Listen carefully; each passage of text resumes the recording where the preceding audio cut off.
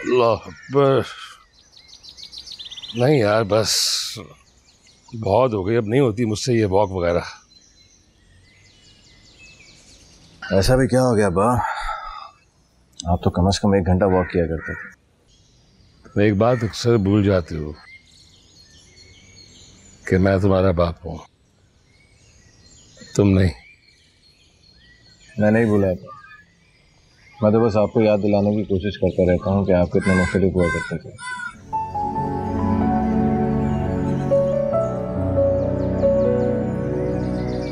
एहसास करने वाला, प्यार करने, माफ करने वाला। कुछ भी तो नहीं भूला है मुझे, याद है सब कुछ। लोगों की तरफ से की हुई बेइज्जती, तुम्हारी माँ की बेवक्त मौत, लोगों की बातें।